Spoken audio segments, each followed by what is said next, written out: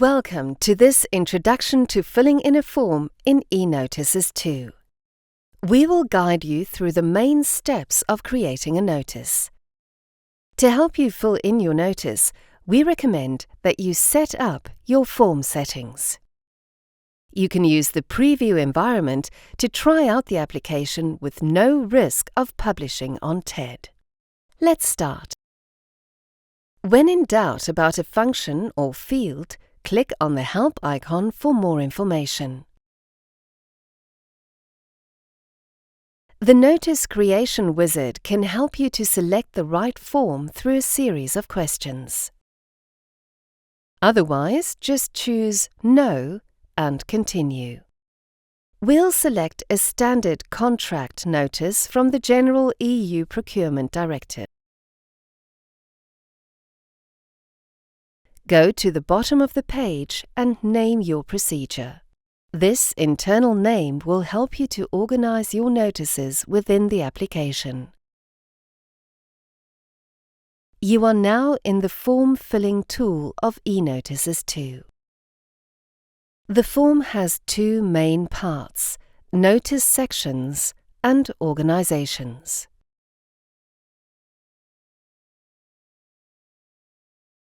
The Organizations part contains all the organizations that will be used in the notice. In the eForms format, each organization only needs to be defined once and can be associated with one or more roles in the notice. If you have configured your main buyer settings, it will already be included here as an organization and set as the buyer in the notice.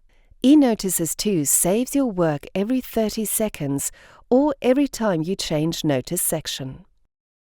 You can also use the Save and Quit function to come back to your notice later on.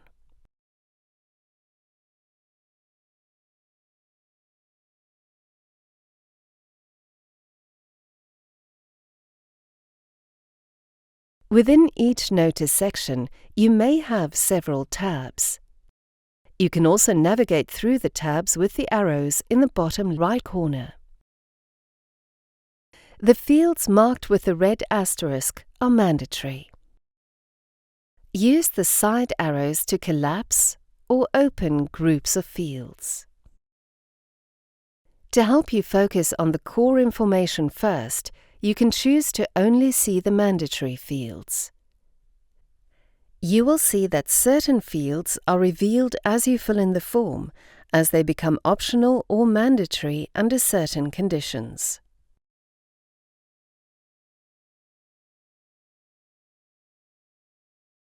To add more groups of fields, click on Add New. You can also remove groups of fields. It is also possible that fields become forbidden depending on your choices. They will be ignored during validation and submission. When you reach the Lot section, you will notice that eForms requires more information to be defined specifically for each lot. It also means that you will need to enter information for at least one lot, even if your procedure has no lots. eNotices2 will give your lot an identifier like Lot 0001 for technical reasons. But we recommend that you give the lot your own identifier so you can refer to it throughout the procurement procedure. If you choose to add a new lot, it will carry over all the information of the lot you start from. We do not recommend that you set up groups of lots unless you have a very specific need.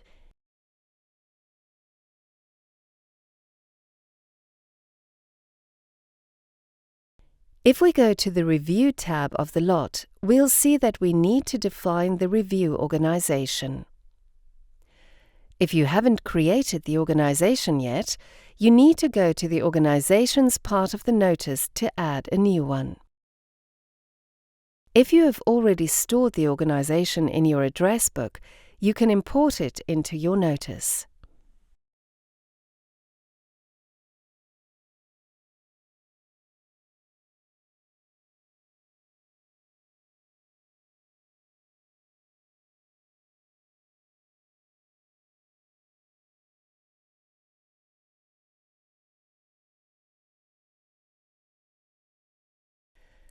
Now we can link the organization with its roles in this contract notice.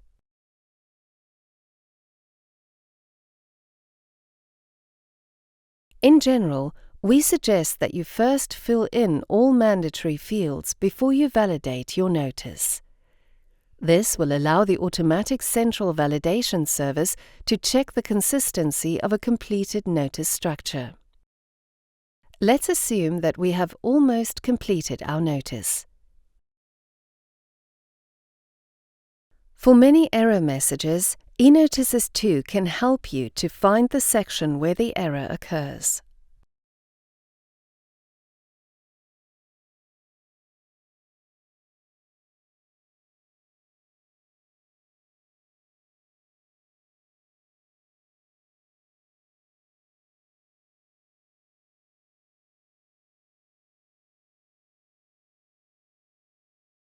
When the notice is valid, you will see a confirmation message.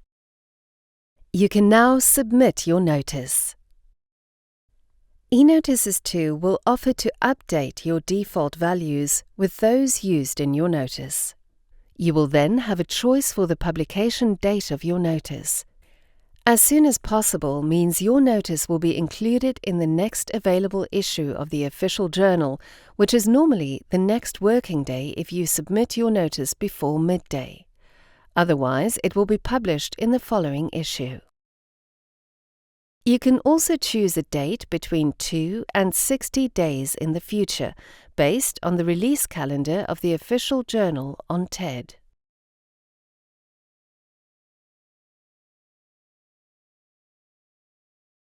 You will receive an email for each step of the publishing process, from the submission to the publication of your notice on TED. Please remember that we have a dedicated help page. For personalized assistance, you can contact our help desk. Thank you for following this tutorial.